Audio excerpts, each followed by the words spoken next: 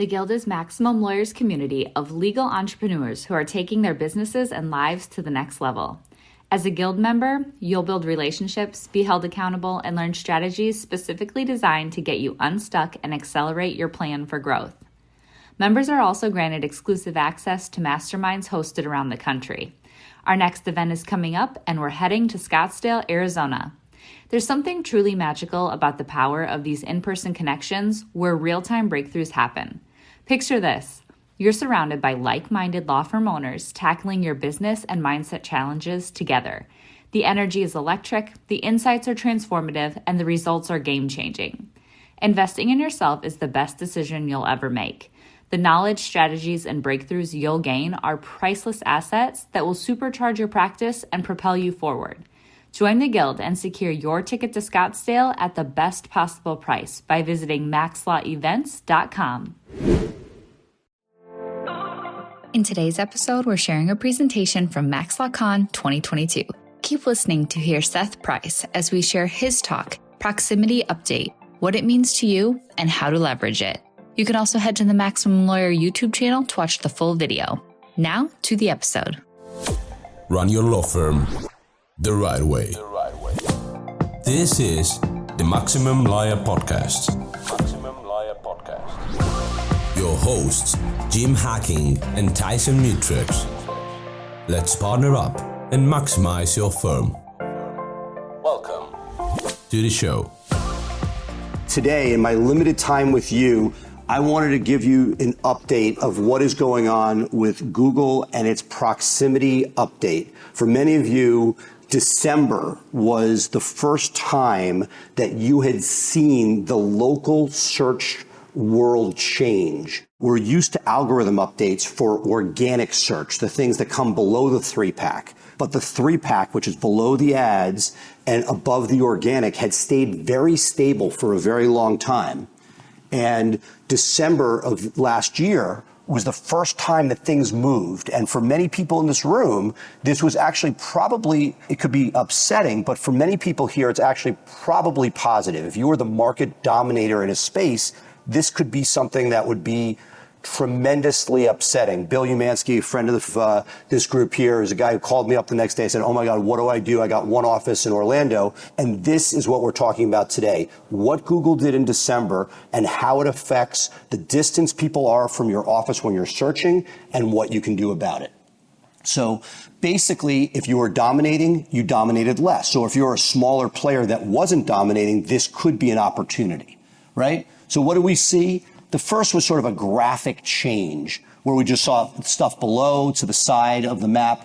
Big deal. That's not going to make or break anybody, but it was just sort of the first noticeable difference. Hey, something is happening, right? But what we did see was for people that before in November, for example, this is from Sterling Sky, who dominated a market. This means they were number one in the 3-pack, 2 for most of their geography. All of a sudden, they controlled less of it. And all of a sudden, there was less green and more colors that we don't want to see. Here, this is Washington, D.C., and you could see that overnight, things went from mostly green to a lot of colors that we don't want for personal injury lawyer, for injury lawyer, and for accident lawyer. Left is before, right is after. This is what we saw going on. So Google acknowledged it. Google doesn't give us a lot of information. For those of us who geek out on digital and are trying to play the game and get every possible advantage, Google said, yep, in fact, we are rebalancing factors and we're trying to figure out how we can give people, they're always trying to figure out the best way / make the most money. But this update was reevaluating the distance of somebody searching from where it is. My colleague Nalini, who speaks on this a lot, she always talks about the example of pizza near me. You don't really want the best pizza likely 45 minutes away. You want something that's going to get to you quickly and hot. Google is kind of applying that near me to its search algorithm, which is a big change because before, if you were hypothetically the dominant player in Arizona divorces, you could have a huge geography for that 3-pack. All of a sudden, it was narrowing where it would show you. Velocity. This is over time showing you how much in this period of time we saw the legal industry in particular saw huge bumps during this time. And basically this is over an extended period of time on the far right, it shows you how much velocity we were seeing and how much change was going on. Okay, so here are the local ranking factors. And you have, Google My Business profile signals, review signals. The key, highlighted in blue on the left, proximity to the searcher. What is your distance to the office? And that is something that before was less of a factor. All of a sudden, this has been turned on its head. Okay, so we are basically trying to figure out if Google is looking at proximity, what do you do about it? Because if you have a single office, this is something that is problematic, and you now all of a sudden have less of a radius, which means less population is going to see your results in the all-important 3-pack. But this is something that we had seen coming. For those of you who heard me speak before, we've talked for a very long time about multiple office locations and diversifying risks so that you don't have all your eggs in one basket. For a lot of reasons, it's a good thing. And it is something that every time Google is adding new features to the Google My Business interface or Google Business Profiles, as they call it now, we are looking to take advantage of as many of those as possible. So when they do this and they give you the ability to do things, you want to be able to take advantage of it. So if Google is starting to feature on neighborhoods, we want that. If it's posts, anybody here do posts? Once a week in your Google My Business, you're able to put something there. A graphic might be something that you want to highlight, an event, whatever it is. It's up for 1 week. For the longest time, it wasn't really focused on by Google. But over time, they're like, okay, we want to incorporate that, and now it's an analytics. So that's now an important touch point. The flip side would be those of us who were on Google Plus back in the day. It was a precursor when they were trying to fight with Facebook for you to spend time there. It was a wonderful platform, but by the end of the day, it was just a bunch of marketers, and Google ended up shutting it down. So the thing is, if Google's doing it, we want to participate, but it doesn't necessarily mean it's going to work. So here with posts was just, they put it out in 17, wasn't all that exciting, but present day, the posts are being crawled and the search terms can improve rankings, which is something that was not really the case back in 17. But once Google said, yeah, we're going to make a go of it, we want to make sure that we're there. So this is the proximity before and after, and I actually I believe this is a St. Louis example. So this is an example of a dominant player from the suburbs who couldn't get, if you look on the left-hand side, any love downtown for immigration.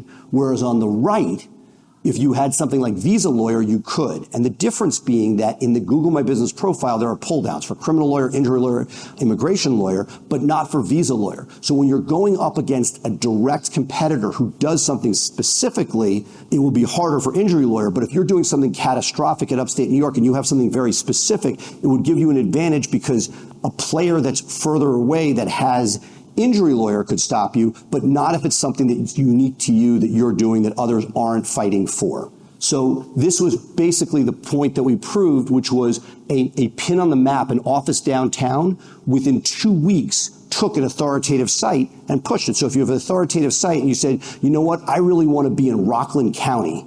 Right now, it'd be very hard to get love in Rockland County digitally, but if you put an office there with an authoritative site and everything behind it, that is going to accelerate. And that's not new news, but I'm using this to show the importance of that office location.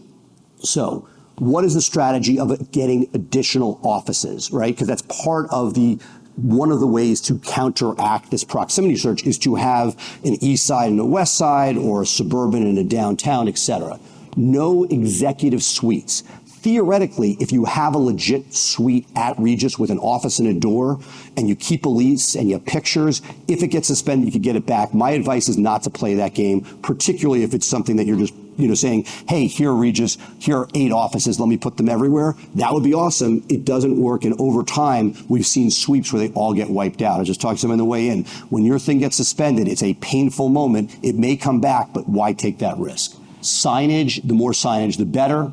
And then this is what's tricky about any office, not just a Regus space, but if you say you want to do injury, and let's say you're going to go and you want to be able to find something in Rockland County to put an office in, if you put something at the same address as somebody else doing injury, either it's going to prevent you from being seen or prevent them from being seen if you become the dominant player. So making sure that whatever building you're going into isn't filled with people doing the same type of law in that address. Next door is fine, but in one address, Google does not generally allow two of the same type of lawyer there. So find somebody doing criminal or immigration, but not the same type of law as you. So basically, when you're doing this, this is not to be taken lightly. Before you sign a lease, think about this and figure out, is this something that's going to be seen because it's not competing directly against somebody else, A, and then B, are you sure that this is something that will have a chance at visibility? You don't want to spend all this time and money and not have a chance at visibility.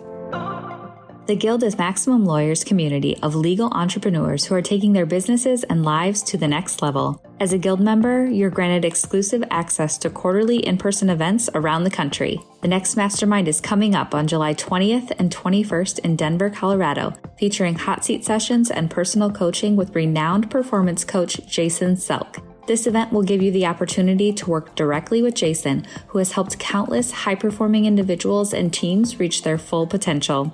During the hot seat sessions, you'll gain valuable insights and learn strategies to help you overcome the challenges you're facing in your practice. For a limited time, you can get your ticket at the lowest early bird price. Head to maxlawevents.com to join now and reserve your spot at the upcoming Guild Mastermind. So the local service areas, this is the second way that we have gone about trying to deal with this proximity update. So you have your main pin on the map at your home office, and you have a geography around that. We've seen that reduced with the proximity search. There historically have been service areas, and something that Google really didn't focus that much on, and it didn't help with search. But these service areas, for instance, if you were a garage door company, were important because you don't really care if your garage door is broken where the company is located. You care, is a van going to come to your house and service you? And if it's too far away, they won't. But if it's part of a service area, they will. So Google started testing these service areas as something, but it wasn't helping us as lawyers.